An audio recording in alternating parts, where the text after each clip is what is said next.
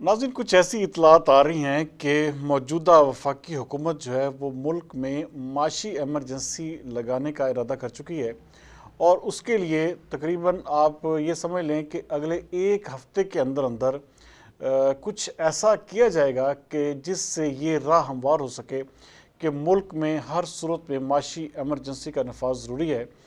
और ये माशी एमरजेंसी जो होगी ये तकरीबन अगले इसका जो ड्यूरेशन होगा, पहले जो ड्यूरेशन होगी वो 6 महीने की होगी।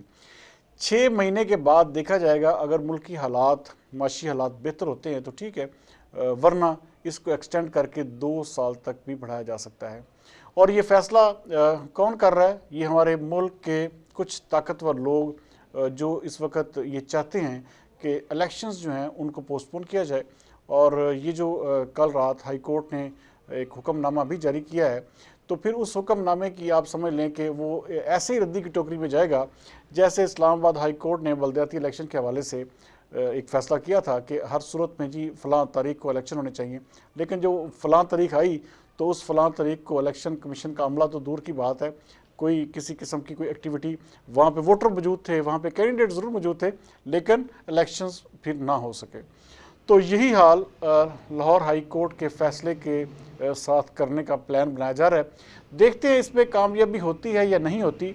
लेकिन मैं अभी कुछ ही देर पहले एक बड़े अहम तरीन एक जिसे कहते हैं कि आदमी से बात कर रहा था, तो वो भी मेरी तरह इसी जस्तजू में रहते हैं कि आया पब्लिक ओपिनियन क्या है, पब्लिक क्या चाहती है। तो वो मुझे बता रहे थे कि इस वक्त पब्लिक में जैसे कोई ना कोई शख्स पीटीआई का गिरफ्तार होता है तो उसी शिद्दत के साथ पार्टी की, पीटीआई की किस्म की हमायत में अवाम में और ज़्यादा इजाफा हो रहा है। अच्छा, अगर ये माशी एमरजेंसी हमारे मुल्क में लग भी जाती है तो आप ये देखें कि पिछले तकरीबन 10 माह तकरीबन होने वाले हैं इस हुकूमत को कायम हुए हुए।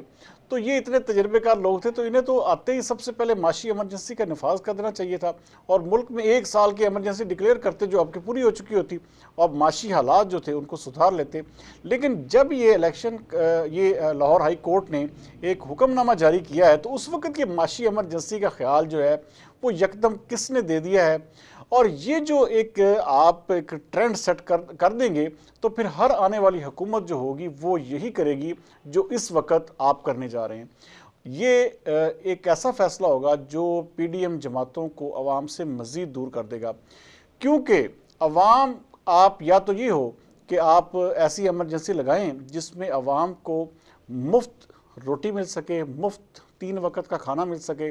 और इस मुल्क में फिर ये हो कि जैसे कि बाहर के ममालिक में जितने बड़े बड़े कंट्रीज़ हैं वहाँ पर एक आवाम का एक महीना, एक मंथली तय होती है, तो वो आप आवाम का जो है एक जिसे मशाहरा जो है किस्म का, वो आप उनका महीना लगाएं और उनको जो है हर सूरत में उनकी मंथली इनकम जो है उनके घर तक पहुँचे और लोग बिल्कुल 3 वक्त का मुफ्त में खाना खाएँ।